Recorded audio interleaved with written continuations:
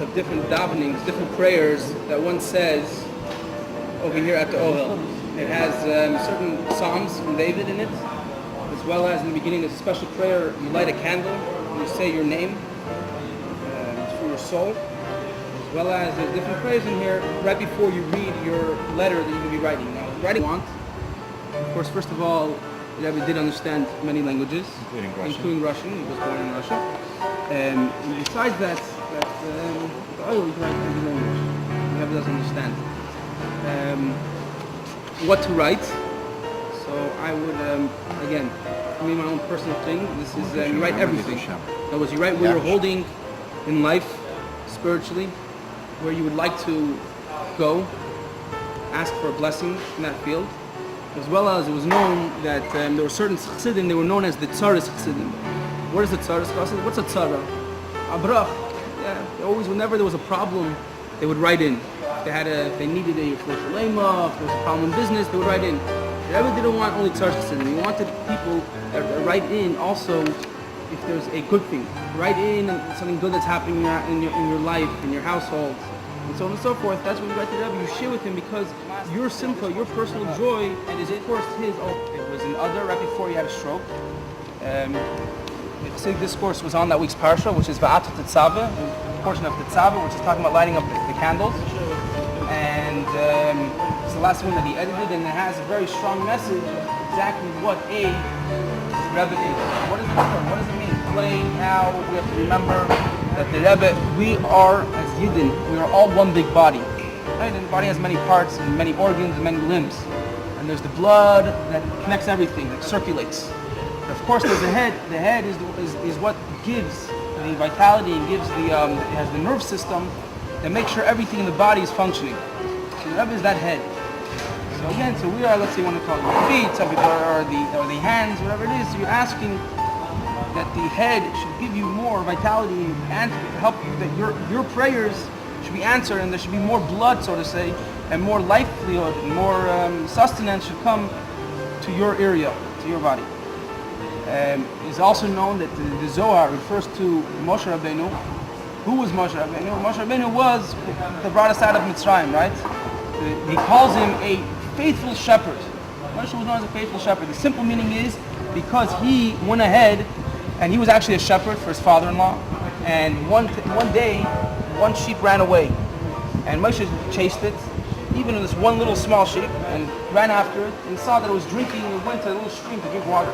So Moshe realized that this sheep must be tired and weary. So he picked it up and he put it on his shoulder and carried it back.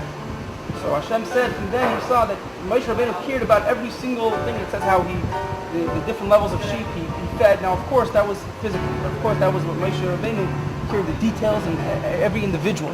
Now, besides being a faithful shepherd, he's explaining this Hasidic discourse, but he's also, and this is the main point that I want to touch upon, he's a shepherd of faith.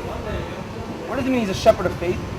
We are believers. We have a faith system, right? A belief system. But that is very abstract, and it's not, our neshama feels it, our soul feels it. So how do we get to tap into that, and we should live with it on a day-to-day basis? That comes about through the Rebbe. That's what the Rebbe does, is he helps us connect to our soul, to our neshama, and we should live on a day-to-day life with that extra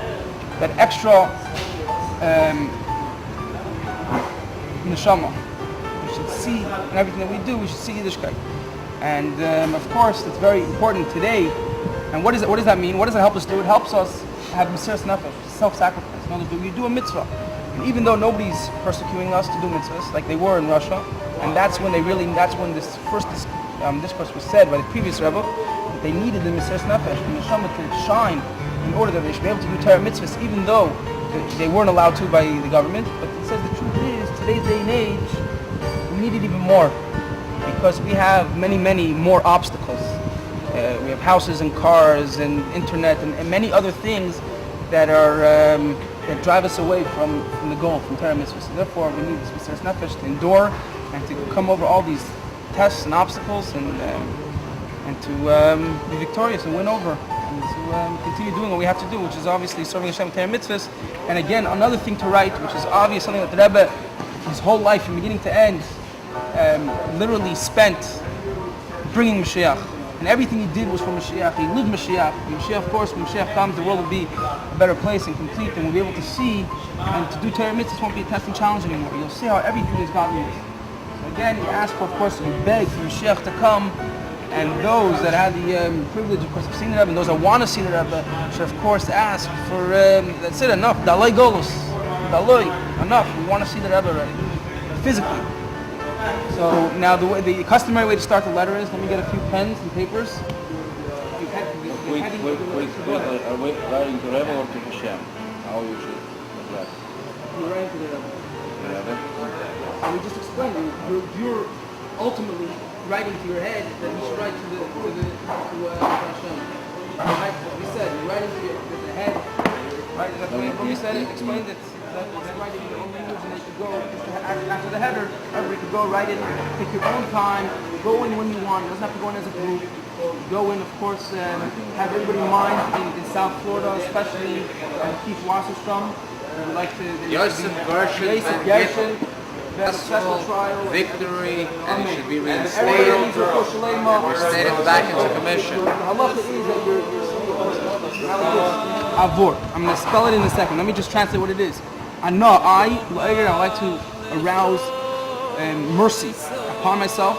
Rachamim Rabin, immense mercy. Avor, for, and then you write your name and then your mother's name. So you're asking them, you want to arouse. Now, if everybody wants to write in Hebrew, it's Aleph, Nun Aleph. Here, so we can talk. You want it? Aleph, Nun Aleph. I know Rachamim Rabin what? I know the Oirim. Write it down. Rachamim Rabin.